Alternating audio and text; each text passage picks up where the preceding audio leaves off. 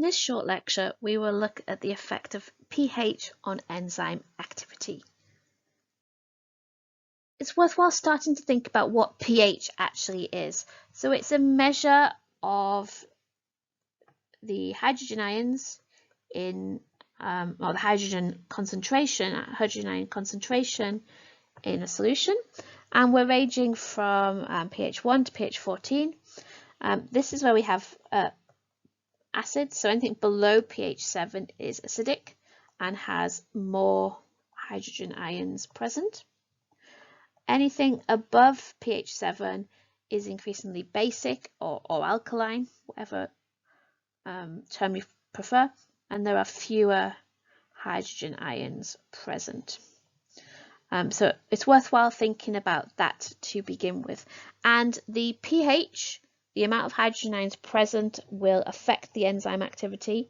But just like with temperature, different enzymes have different optimum pHs, different pHs that they work the most efficiently at. So remember when we talked about enzyme structure, and we talked about how it's all to do with the proteins and it's all to do with their tertiary structure. And what we have with the tertiary structure of the proteins, we have different bonds holding together the tertiary structure, the three-dimensional structure, but the bonds that are going to be affected by the pH, by the amount of hydrogen ions, are the ionic bonds in the tertiary structure and the hydrogen bonds. And these bonds are between the R groups, those side chains in the amino acids, and they hold the tertiary structure together, and they are also responsible for therefore holding the active site in the correct shape. And if we change these bonds in any way, the ionic bonds and the hydrogen bonds, that will cause the tertiary structure of the protein to change, and therefore the whole active site to change, and we're going to change how easy it is for the substrate to get into the active site and to become catalyzed. And what happens when the hydrogen ion concentration is changed? The hydrogen ions are charged, and what they will do is they will interfere with the ionic bonds and with the hydrogen bonds.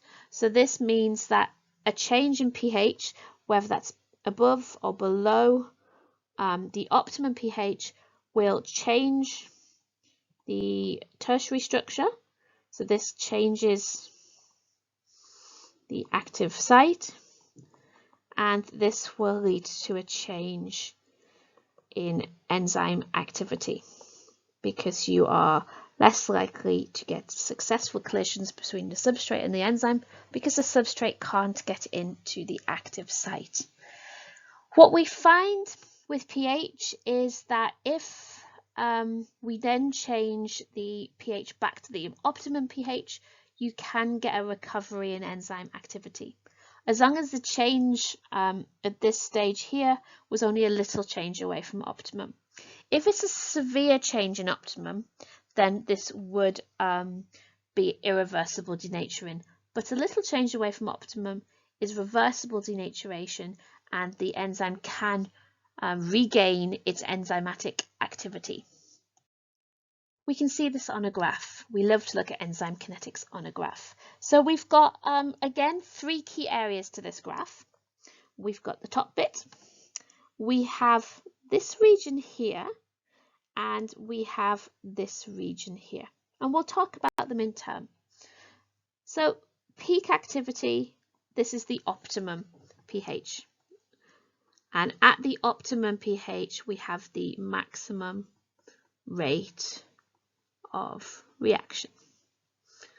And this is because the tertiary structure is holding the active site in the correct shape to fit the substrate and to catalyze the reaction, which works beautifully. If we have a minor change in pH, now this can be too alkaline or too acidic. It's the same on both sides of the graph. It's not a going up and going down. Both sides are working the same. If we change the pH in either way, this changes the tertiary structure of the protein, and this leads to the active site changing. And when the active site changes, we then get a reduction in the rate of reaction. And remember, if it's only a little change away from the optimum pH, this change is reversible. And if we then go back to the optimum pH, we would recover full enzyme activity. The purple area of the graph, this is where you have a very severe change away from the optimum pH. And what happens here is the denaturing that occurs is irreversible. So what has happened? Change in pH causes the change in the tertiary structure. The tertiary structure is destroyed. It's not held at all in the correct shape. You've completely destroyed those hydrogen bonds and those ionic bonds. So this means that you have lost the shape of the active site, and you can't regain that shape even if you go back to the optimum pH. So it's irreversible denaturing. Another key thing to look at on this graph is that enzymes mostly work in quite a narrow range of pHs. So this graph it's narrow in this direction here. So really they work in a very narrow range of pHs, and in our cells, for example, in our body, we actually have buffers in our body to maintain the pH in the range we want it to be maintained in. The final fact to mention is this idea of optimum pH. The optimum pH of an enzyme very much depends on the location of that enzyme, even in our bodies. So we said with temperature, we are at 37 degrees Celsius. We can't say that all of our enzymes in our body work best at an optimum pH. We've got 3 enzymes here that are found in the human body. So we have a neutral enzyme.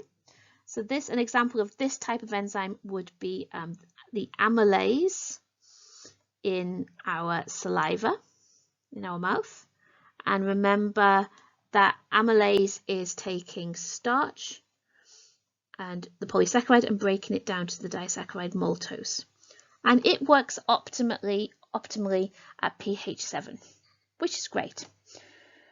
We also have this blue enzyme in our body.